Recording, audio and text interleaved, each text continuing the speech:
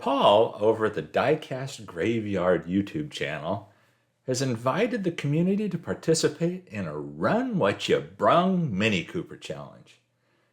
This build has a due date of March 31st, and there's another build I'm trying to complete for April 1st. That involves 2 castings. So I thought I'd incorporate this one into that one and end up doing 2 minis in the long run.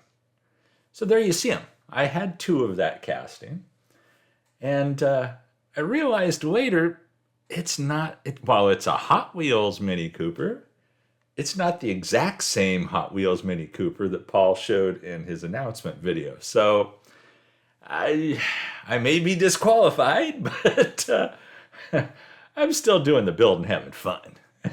And I hope you enjoy it too. As you can see, it's already stripped at this point, and I wanted to use these engines. Now, Ben, over at BP Custom Creations YouTube channel, designed these engines a while back.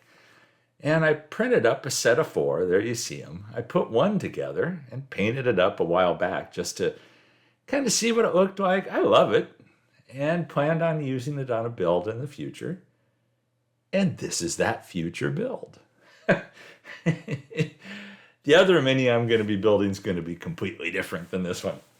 But I CA glued those things together, and I had to file down the little nubs on the very base of the casting, threw it back together, and then CA glued those engines in place. And it's kind of tough to get these things to stick at times on those weird bases. You know, they aren't real hard plastic, at least this one's not. And it's just an odd angle to hold things at. But once I got them all glued on there with the CA glue, I knew I needed to reinforce them. So I did the old CA glue and baking soda trick to reinforce them. And they ended up going on there pretty strongly. And as you'll see, there's 3 of them that are unfinished paint-wise, and one that I'm going to end up just primering over and repainting anyway. So that's why you see the one odd-looking one.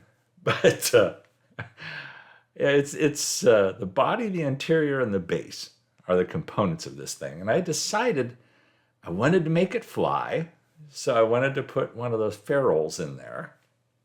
So I drilled a hole through the center section because I wanted that center section to not be too damaged by the post coming up through it. So I picked the place for that. And then I put those pieces together, checked to make sure I wasn't going to drill through my finger. That's always good advice. And then drilled through the 2 pieces. And then, since this is going to be a flying Mini Cooper, well, we got to put some futuristic junk under it. And, you know, I've mentioned before how I have, you know, I keep all kinds of scrap from electronics that I tear apart, and pretty much at times it seems like nothing really goes into the trash until I've, you know, taken a look at it and ripped off anything I could possibly need in the future for a build. So gluing some odds and ends on the bottom just to make it look futuristic. These will be painted up later, but they're kind of goofy, but like that's a connector, you know, that's a wire connector, but it adds some detail. And it's just kind of interesting little detail. And you know, like that's a multi-part cable. I think it was 4 strands at that point. It was wider than that originally. And I tore off extra strands just to narrow it down a little bit. Cut some angles onto it to fit the base a little bit better. And I end up CA gluing that down. And so it's just sticking crap on there. And adding some things so that then I can pick them out later. And then I decided that I wanted to put the pillars on the side behind the doors of the Mini Cooper. You know, the pillars aren't there on the original. I think they're on the glass, if I remember right. But I needed pillars for what you'll see in a minute, so I just took some wire. You know, I think that's like piano wire. It's hard wire. It's not flexible at all. It's like axle wire.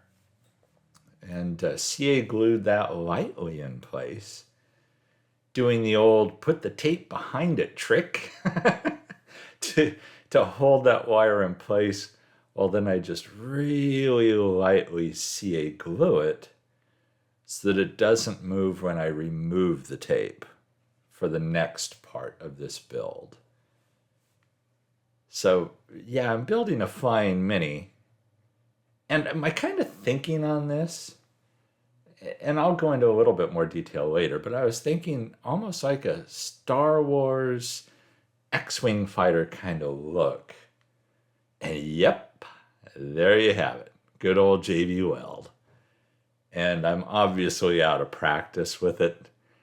The way to tell if I've been doing a lot of JB welding or not is by the amount that I mix up. And if I mix up an amount that's almost dead on the amount needed for what I'm doing, I've been doing a lot of JB welding lately.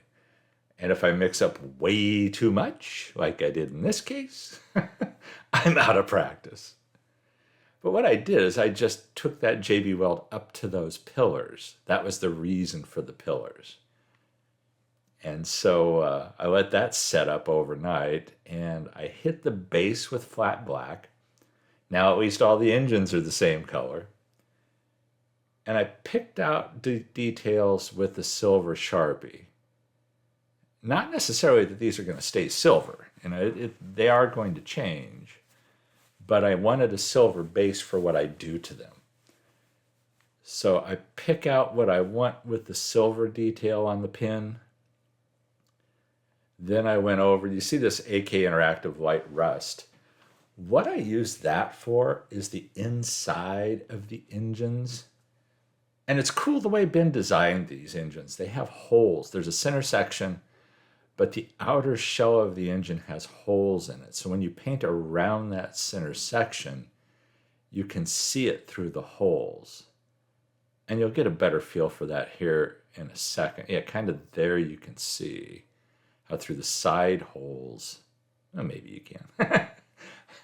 Trust me, you can see that. I just kind of wanted to give him that kind of burning kind of look. I thought the rust color did that.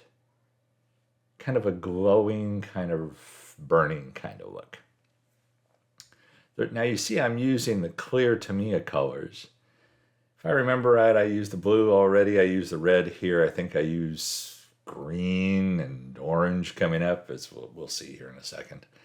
But that was the reason for the silver base, was to get that reflectivity down under the clear, so that it just didn't kind of disappear into that gray, where if I didn't have the silver, it would, if that makes sense. There's still some reflectivity to it. And then there's Lead Belcher. Yeah, good old Lead Belcher. Good for everything. Painted the outside of the engines with that, and there you can kind of see the orange glowing through it.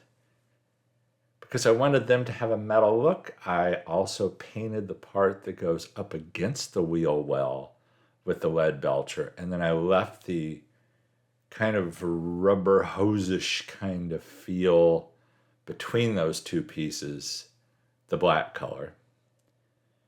And then, hey, Nuln Oil. Once you're done with detailing everything, just soak it in Nuln Oil and give it the rest of that weathered look. So there you see how it ended up. And I thought that was kind of a cool look. I did also dry brush silver before doing the Nuln Oil on the base, just to highlight it a little more. After peeling off the tape, the JB Weld cured at that point. Putting the tape on the outside and then filling on the inside always works well for me because I get a nice flat surface. I'm not sanding it down to be flat, which can be difficult with JB Weld because it's just so darn strong. But even with that, I mean, you have the flat surface of the tape is so much better than trying to sand down to it. And you don't care if the inside of the car is that rough. You know, putting the tape on the outside or on the inside just gives you a nice smooth inside, which I'm not keeping the glass on the back half, so it didn't matter. I went over that with the Bondo Spot Putty, primered the car, as you see here, primered it in white. There was still some work that needed to be done.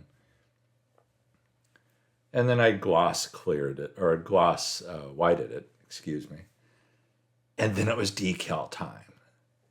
And you remember I mentioned wanting kind of an X-Wing look to it?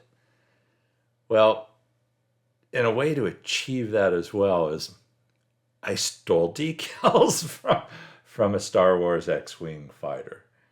So if you recognize some of these patterns or designs, they're from an X-Wing.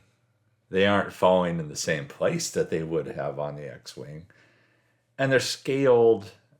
I scaled them different sizes. It's not a flat size. It's not like one single scale of the decals and then I just stuck them on. I believe I used 3 different scales on these to get what I wanted. And you can't really see it that well here. There's actually line patterns on these decals, like that side panel has some little light spots. It has some seams on it. It has more detail. And I put a lot more decals on, as you'll see later. But I won't make you go through that. I did mask off that center section because I wanted to shoot that interior with this dark metallic silver. But I wanted to leave those, whatever you want to call it, the wheel wells on the car, black as they originally were, because I'm not painting that. I do shoot it with clear once I'm through detailing the interior, because you can see the interior on this build. I considered sealing off the side windows. I thought about taking them all the way to the front with JB Weld. I thought about vacuum forming glass for the interior. I thought about a few different things, and I ended up just cutting basically the back of that glass piece off, just keeping the front windshield and leaving the side windows open. And there you see where I ended up on the detailing on the interior. Nothing too fancy, but I did pick out some points. I also did them in rather peculiar colors because this is the future. This isn't a Mini Cooper. And then I wanted to give it a dusty look. I didn't want it a bright white because this thing's not just out cruising in space. This thing's cruising around the ground here. It's more a land speeder kind of feel to it. I wanted kind of a dusty land speeder look with X-Wing decals, if that makes any sense. So I did go over it with different powders. I did, you'll notice I did paint like taillights, headlights and stuff. I did not go with typical car coloring for those because again, this thing has sensors and it doesn't need taillights or headlights. I silver powdered those front headlights to give them more of a sensor kind of feel. I thought about not painting them at all and just leaving them the color of the body. And then I rethought it and thought, well, let me just give them a slightly different look. So there you see how I cut the windshield. And then I just CA glue that in place. I use CA gel glue here. I didn't want it running all over on me. And, that was a little nervous point. I probably should have glued it in a different way, not using the CA glue because things can go so horribly wrong on glass with it. But once I was to that point, it's basically done. It's interesting the way this fits together with those wheel wells on the center section. And I did put that ferrule, so you see it sticking through the bottom there. You see the hole, and you see it there sticking out. That has to fit through the hole on this center section. So it's a little bit more cumbersome of a fit, but not much. I wanted that ferrule to hold that post. You see at the top left there's the post that's going to be from the diorama into the car itself. The car can be moved around on the diorama. you'll see it floating, but it's not just glued in place, and it's not a fixed position, if that makes sense. You'll see it here in a few minutes. But the single screw, the post in back still, the little hook in the back still holds it, the one screw in the front, and there you have it.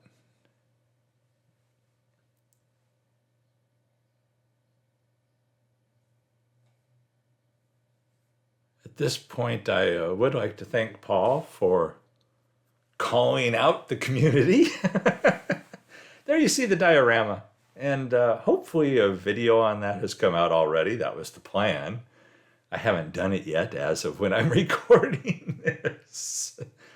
But that also is pretty much completely stolen from Ben over at BP Custom Creations and TimeRider, at TimeRider's Wee Little Cars. So, but I do want to thank Paul again for hosting this event. And there you see where it ended up. I hope you like the look of this. I hope you see what I was going for on this. Looking at it now, there's parts of me that think, well, I should have gone a little more silver on the engines. It seems a little more silver in person, to be honest with you. And yeah, it can spin around on the diorama however you want it. I thought about weathering it more. I thought about hitting it with Nuln Oil on the body. And I thought, no, I wanted a cleaner look.